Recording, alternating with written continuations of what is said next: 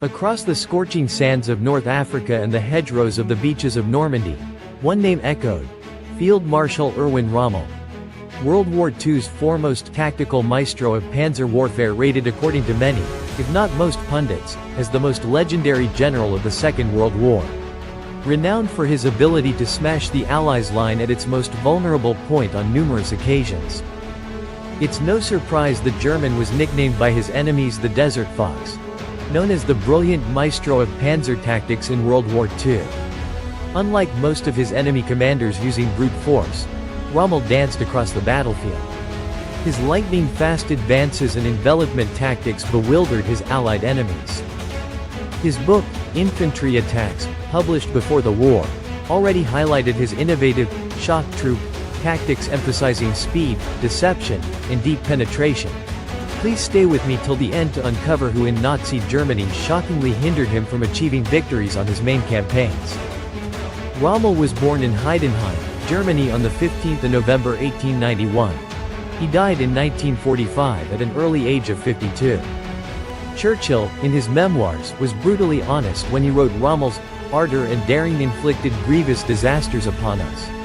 We have a very daring and skillful opponent against us, and, may I say across the havoc of war, a great general. He joined the German army in 1938 and fought in the First World War as a second lieutenant in France, the Romanian campaign, and the Italian campaign. He served in the Wehrmacht of Nazi Germany, as well as in the Reichswehr of the Weimar Republic, and the Army of Imperial Germany. When World War II began, Rommel, at the rank of general, was given command of Hitler's personal bodyguard, and he became known to the Führer, who, recognizing his talents, appointed Rommel as chief for personal security. However, in February 1940 Rommel was appointed commander of the 13th Panzer Division during the Battle of France. During this battle his Panzer Division earned the nickname the Ghost Division, because it could penetrate the Allied lines without infantry support, and with such great speed and surprise that it was difficult to track. North African Campaign 1941 to 1943. This is where Rommel's legend truly solidified.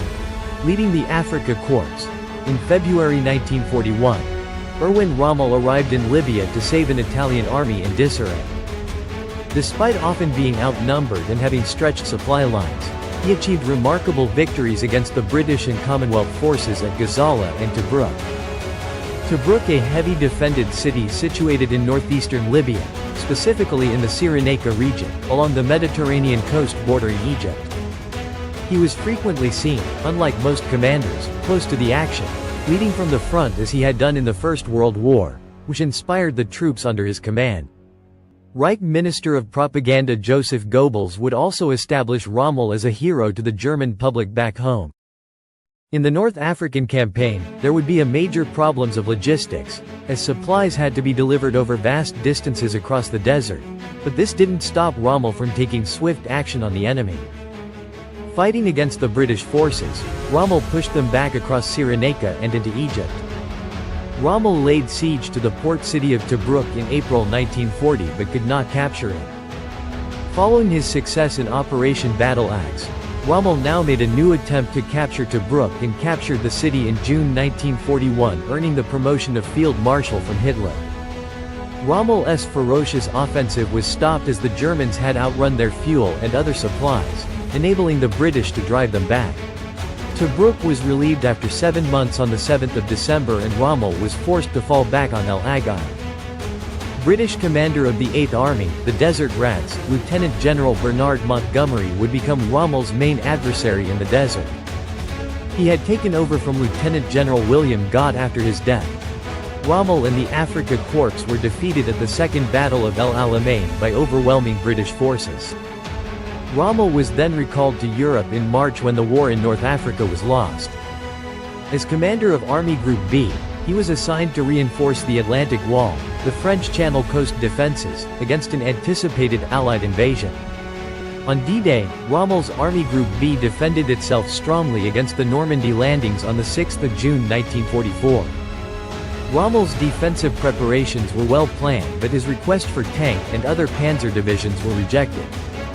However, he was refused to allow his tanks to oppose the landings on the beaches. That was a costly mistake by the Wehrmacht and Hitler despite Erwin Rommel's advice. Instead, Hitler ordered him to hold his armor back in reserve for a counterattack. As Hitler did not believe, unlike Rommel, that the Allies would land on the southern stretches of the Normandy coast. Germany's defeat in the war was looking inevitable, and Rommel had become increasingly disillusioned with Hitler, questioning his decisions even directly. Rommel had not followed Nazi ideology throughout the war, and he wanted to negotiate a peace with the Allies. During this time, people suggested to him that he could take over as leader if Hitler was overthrown. Unaware to Rommel, these people were planning to assassinate Hitler. On July 1941, Rommel was injured in his staff car by a British fighter plane and was sent to hospital. An assassination attempt known as the July Plot was made on Hitler's life during a meeting but failed. When the conspirators were tortured, Rommel's name was brought up. Two officers visited Rommel's home in October while he was on sick leave and gave him the choice of defending himself to Hitler, commit suicide, or go on to trial for high treason, where he would be given a death sentence and his family would suffer retribution. Rommel opted for suicide by taking a cyanide capsule on 14 October 1944, saving his family from the henchmen of the Führer. The field marshal, however, was given a full state funeral where Nazi propaganda had stated that he had died as a result of the attack on his staff car. Subscribe and click the bell for notification of my latest videos on my channel.